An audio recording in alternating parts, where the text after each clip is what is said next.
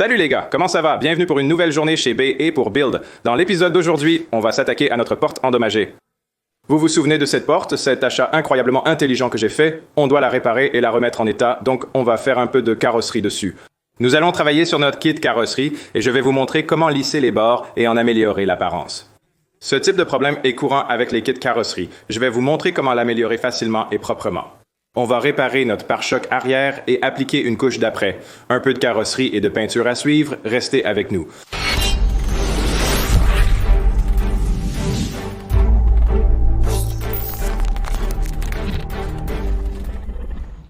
Passons au travail. Très bien, on va commencer par réparer les panneaux de carrosserie. Je veux commencer par la porte parce que c'est l'une des parties les plus difficiles à faire. Il s'agit d'une porte en aluminium. Je vais souder une languette ici et tirer à partir de là pour tenter d'aplanir la bosse et de relever le creux. On ne peut pas faire ça avec de l'aluminium. Je vais devoir me débrouiller avec le marteau et quelques autres outils. Et je veux vraiment enlever les bosses ici et m'assurer que les creux ne sont pas trop profonds, parce qu'on peut mettre du mastic sur les creux tant qu'ils ne font pas plus de 6 mm de profondeur.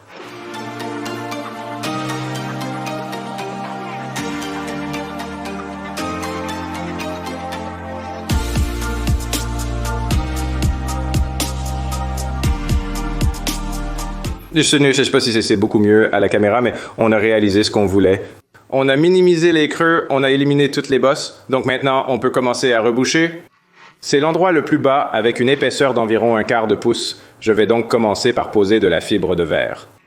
Et c'est toujours l'option la plus sûre, juste dans cette zone ici, et ensuite on commencera à lui donner forme. Pour faire ça, on doit aller dans la cabine de peinture de l'autre atelier, chauffer cet endroit et travailler là-bas sur le reste de la carrosserie.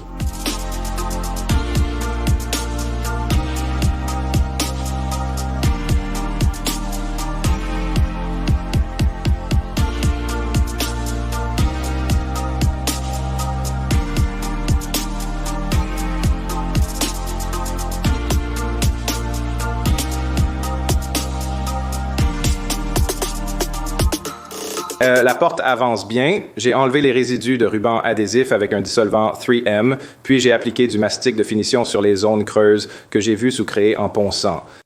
Ensuite, vous m'avez vu marteler et poncer davantage pour finaliser le projet. Maintenant, la façon dont j'applique le mastic de carrosserie dernièrement, alors que j'apprends à mieux le faire, c'est d'en mettre un peu plus pour tout arranger. J'ai utilisé de la fibre de verre où je peux les poncer, puis j'en ai ajouté un peu plus. Ensuite, on va simplement tout poncer. Suivons d'abord cette ligne de carrosserie comme guide. Poncez bien à plat. Arrondissez ensuite cette zone avec un peu de chance. Pas besoin d'ajouter de mastic carrosserie. Plus vous laissez le mastic sécher, plus il sera facile à poncer. Je vais chercher des pièces du kit carrosserie et on va commencer le travail. Dans l'ensemble, les pièces du kit carrosserie semblent plutôt bien, selon nos tests d'ajustement et de douceur des faces et des côtés. C'est en fait la partie la plus difficile, donc c'est vraiment bien. La partie facile, c'est ce qu'on doit améliorer, c'est-à-dire rendre les bords jolis et uniformes, les rendre lisses. Quand tu regardes ici, tu peux voir qu'il y a moins de fibres de verre à cet endroit, puis un peu plus juste là avec un peu de résidus qui pend. Ça, c'est vraiment facile. De venir avec du papier de verre et de nettoyer ce bord pour qu'il ait une belle épaisseur uniforme sur ta voiture. Aussi, tu peux voir qu'ils utilisent parfois des outils assez agressifs et qu'ils travaillent sur ce bord ici qui n'est pas parfaitement lisse. Oh, la caméra n'est pas vraiment bien focalisée, je m'excuse. Ce n'est pas vraiment une transition parfaitement lisse, donc je vais aussi m'assurer que ces transitions soient un peu plus douces. Donc, je cherche un joli bord arrondi et la même épaisseur de rebord tout autour, ainsi que je m'assure que c'est un bel arc. Vous pouvez voir juste ici ce petit point haut, là. Commencez par l'arc, arrondissez les bords et faites l'épaisseur. L'autre chose que je vais regarder quand je suis ici, c'est essentiellement si la forme est bonne, si c'est bien lisse ici et que vous avez de belles transitions fluides, sans trop de tremblements ou quoi que ce soit. Alors vous devez vraiment regarder les bords extérieurs. Enfin, je vais vérifier la présence de piqûres. Je vais essayer de faire la mise au point de la caméra dessus. Lorsque ceux-ci sont dans le processus de moulage, de petites bulles d'air restent parfois coincées dans les coins et des choses comme ça, et vous obtenez de petites piqûres comme ici et là.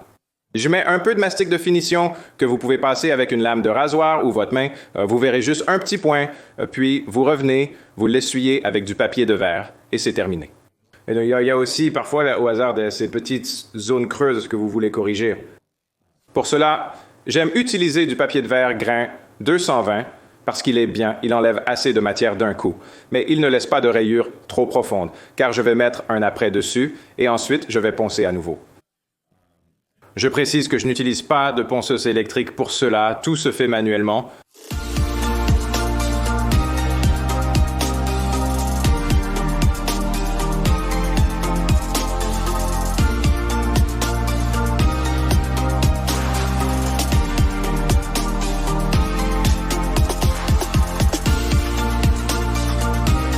J'ai bien travaillé les bords de cette pièce. J'ai utilisé la ponceuse électrique sur le dessous pour obtenir un résultat propre et rapide, et même d'enlever pas mal de fibres de verre. Et puis ce que je fais sur le dessus ici, comme je l'ai dit, c'est juste d'obtenir un bord arrondi, régulier et uniforme tout autour. Et puis je cherche les zones plus hautes sur la courbure ici, là où quelque chose dépasse plus qu'ailleurs, et ensuite je ponce ces endroits. On est presque prêt à remplir les trous et zones creuses, mais j'ai trouvé une contamination dans l'après. Ces petits trous sont le résultat d'un nettoyage inadéquat du panneau. Et ensuite, ils pulvérisent cet après-dessus et parfois tu obtiens ces petits trous d'épingle et ces zones creuses. Tu peux vraiment les sentir, mais tu ne peux pas vraiment les voir avant de les poncer. Poncer ces zones en traversant presque l'après. Je vais poncer rapidement à la main la couche supérieure de cet après sur tout le panneau en m'assurant d'éliminer toute contamination. Là où il y en a, poncer dedans et dehors.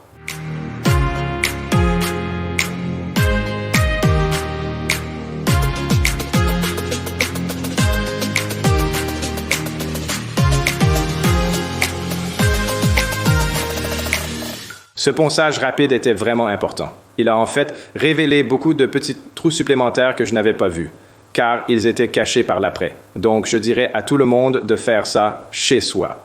J'utilisais ce qu'on appelle un pad intermédiaire ou un pad interface. C'est une grosse mousse qui se place entre la ponceuse et le papier de verre pour répartir uniformément la pression. Comme ces surfaces arrondies, et donc maintenant on a tout exposé, tout est bien lisse, je vais juste souffler dessus. Ensuite, je vais remplir tous les petits trous avec du mastic de finition.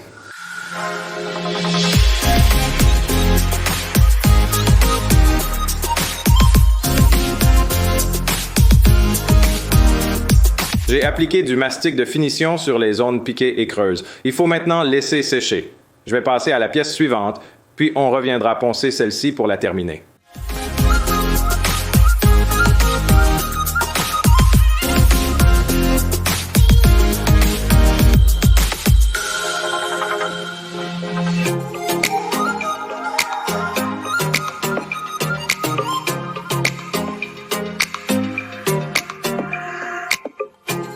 Encore une pièce terminée, pas de grosse surprise.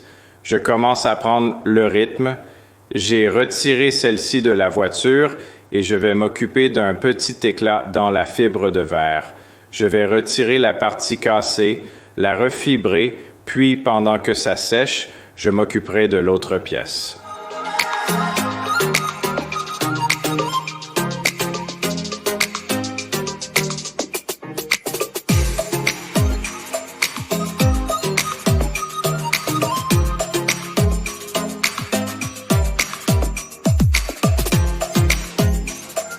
J'ai eu un problème inattendu avec celle-ci. Le coin était fissuré. J'ai donc décidé de casser complètement le coin, puis de le refibrer. J'ai nettoyé l'intérieur pour éliminer les fragments, puis je l'ai refibré.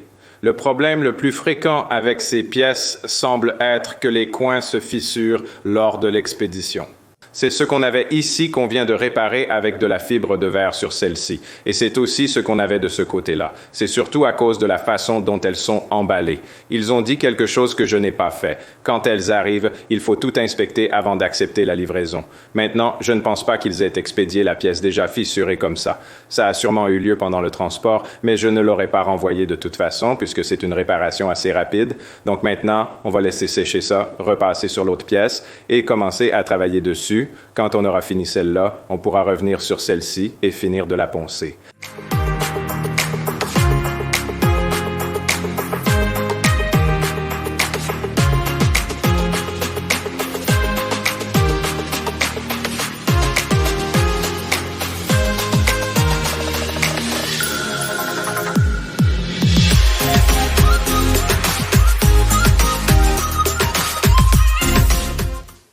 finito, le dernier des élargisseurs d'ailes a été poncé, mastiqué et tout le reste. Il reste juste quelques petites retouches à faire. J'ai passé pas mal d'heures là-dessus, mais vu le résultat, c'est vraiment peu de travail de finition comparé à l'achat. Je ne sais pas, quelqu'un m'a dit qu'un kit LB authentique coûtait 25 000 $. Donc voilà, on a peut-être économisé 24 000 $ en y passant une journée de travail. Je ne suis pas certain, mais ça en valait la peine et le résultat final sera bien meilleur. À tous ceux qui achètent un tel kit, je conseille vraiment de suivre toutes ces étapes. C'est juste une journée de travail pour un résultat optimal. Passons à cette porte maintenant. On va poncer pour lisser parfaitement. On garde ce bord, puis on ponce à la cale à la main cette partie. Finir de poncer cette partie à la cale en espérant y arriver du premier coup pour une réparation bien faite.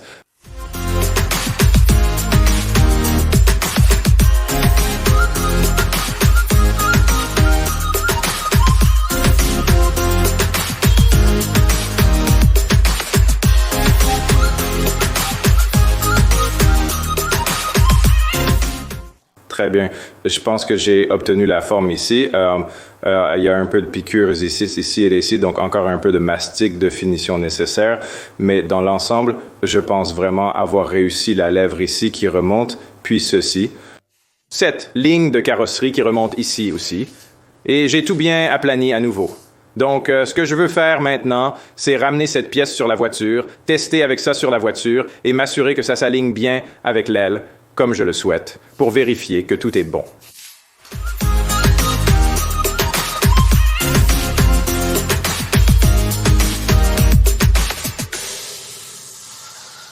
C'est bien. Comme ça bouge, la porte est un peu de travers. Le panneau est légèrement de travers, visible par l'écart en haut et en bas. Mais dans l'ensemble, ça a l'air bien. C'est bien plat jusqu'ici et nos bords sont bons. Notre ligne et notre transition ont l'air bonnes ici, donc j'en suis content. Mais nous finirons le mastic et les travaux de finition demain, mais ça a l'air bien. C'est une bonne réparation de porte. N'oubliez pas de liker et de vous abonner. Vos likes m'ont beaucoup aidé et qu'on aime vraiment sur YouTube, alors cliquez sur ce bouton. À la prochaine vidéo les amis, salut!